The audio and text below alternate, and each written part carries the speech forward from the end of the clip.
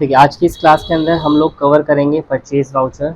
Purchase voucher क्या होता है? जब भी हम किसी पार्टी से कोई भी सामान परचेज करते हैं, मीन्स खरीदते हैं, तो उसकी एंट्री हमें परचेज वाउचर के अंदर रिकॉर्ड करना होता है।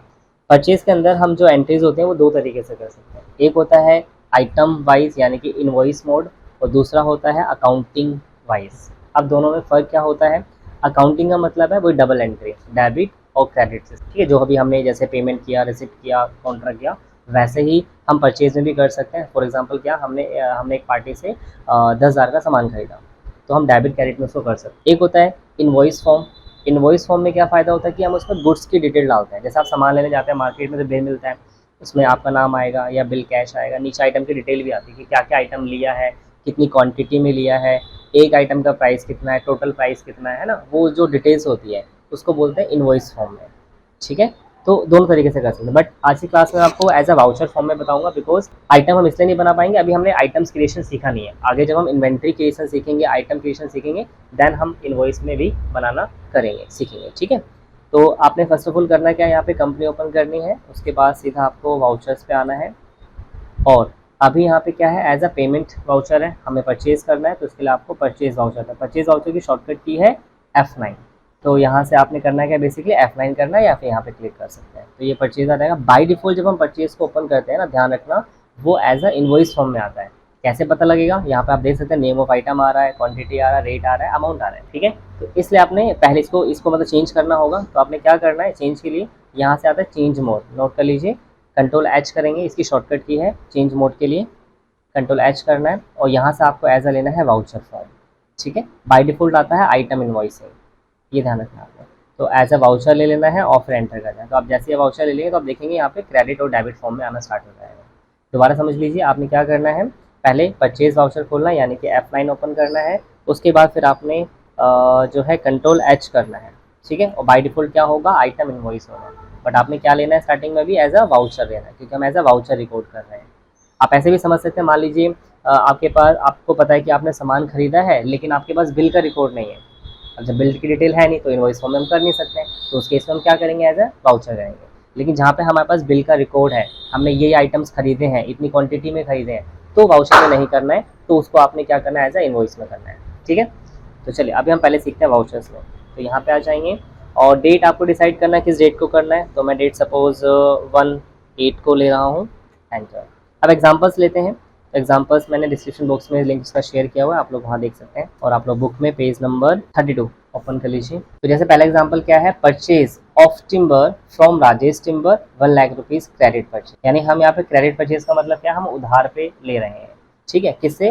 राजेश टिम्बर से। टिम्बर मतलब होता है जो प्लाईवुड वगैरह का काम करते हैं ना, वुडन्स वगैरह का, वो होता है। तो 1 लाख रुपीज का हम ले रहे हैं, ठीक है। तो आपने ध्यान रखना है, जब भी परचेज वाउचर करेंगे, हमारे पास दो होता है, एक डेबिट होता है, एक क्रेडिट होता है।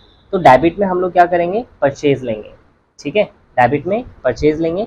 और क्रेडिट में अगर मान लीजिए आप सामान नगद ले रहे हैं, कैश में ले रहे हैं, तो क्रेडिट में क्या आ जाएगा, कैश आ जाएगा, ठीक है। लेकिन अगर आप उधार ले रहे हैं, जैसे हम यहाँ से उधार ले, राजेश टिम्बर से ना हम 1 लाख रुपए का सामान उधार ले रहे हैं, ठीक है, तो हम क्रेडिट में क्या करेंगे, राजेश टिम्बर डालें। परचेज में ये चीज फिक्स रहेगा आपका, मतलब हमेशा डेबिट में क्या आएगा, परचेज आएगा, क्लियर।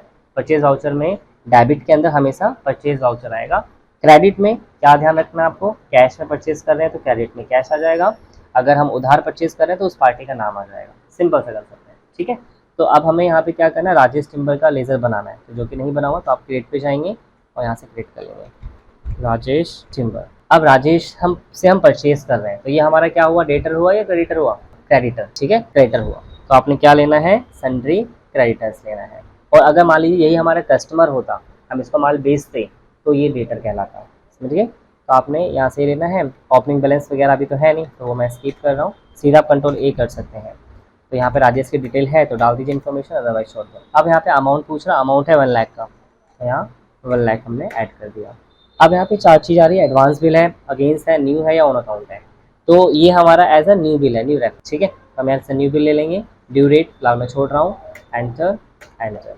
अब यहाँ डेबिट मांग रहा है, तो डेबिट में हमेशा क्या डालना है, परचेज में परचेज वाउचर, यानी परचेज आपको लेना हो, परचेज का बनाना पड़ेगा, बना हुआ नहीं है।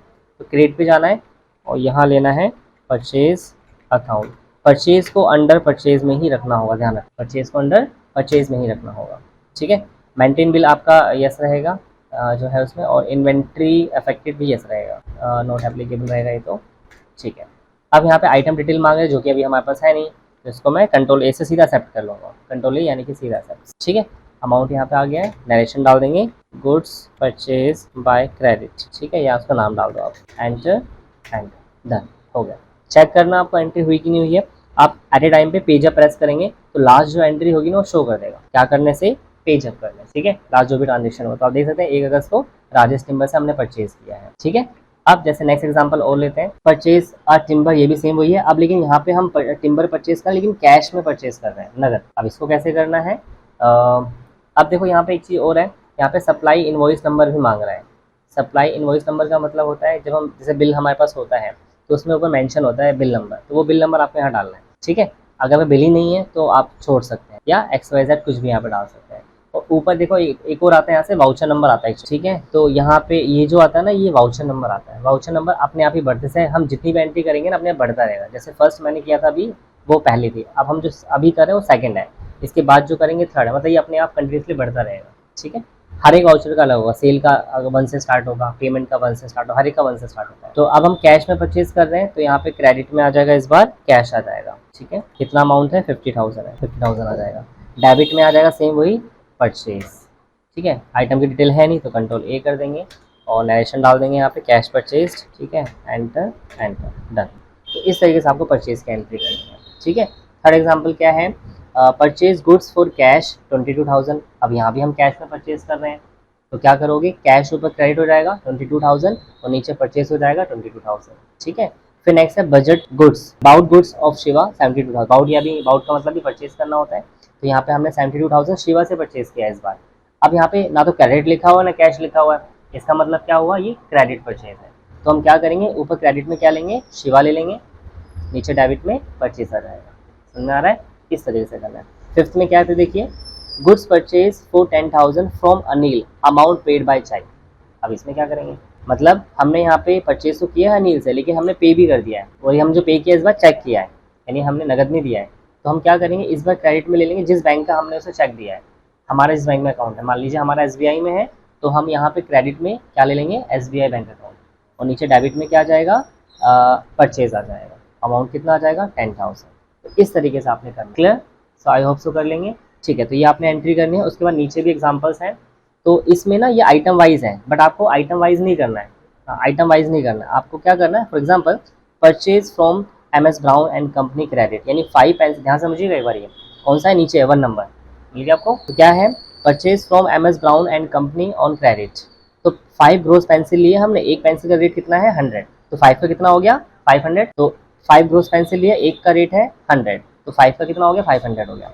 फिर हमने 1 दर्जन रजिस्टर लिए हैं, उसका 1 दर्जन का रेट है 200 रुपीज़। तो टोटल कितना सामान हो गया, 500 + 2 700 हो गया। तो हमने हम कितने का सामान खरीद रहे हैं, 700 का, और यहाँ पे ट्रेड डिस्काउंट भी दिखाना 10%। तो अब क्या करेंगे, 700 का 10% माइनस कर लेंगे, ठीक है। आपको 10% मेंशन नहीं करना है क्योंकि ट्रेड डिस्काउंट है, समझ में आ रहा है। 10% आपको मेंशन नहीं करना, बस ये करना है जैसे 700 का, तो 700 का आप 10% निकाल लो, 70 रुपये हो जाएगा। तो आप पता है क्या करेंगे, आप लिखेंगे मिस्टर ब्राउन एंड कंपनी 630, और नीचे परचेज आ जाएगा 630, ठीक है। टोटल 700 का सामान हो रहा है ना, इसमें से हमने 10% माइनस कर दिया, 700 का 10% 70 रुपये हो गया। तो 700 में से 700 माइनस कर देंगे, 630 हो जाएगा आपका, 70 माइनस करने के बाद। तो हम ऐसे करेंगे, ठीक है। मिस्टर ब्राउन ऊपर क्रेडिट में आ जाएगा, mister Brown and company, amount आ जाएगा 630 रुपीज़, फिर नीचे परचेज आ जाएगा 630 रुपीज़। तो ये इस तरीके से आपने क्लियर। तो चलिए अभी इसकी प्रैक्टिस करनी है और इसके आगे हम नेक्स्ट क्लास में सीखेंगे।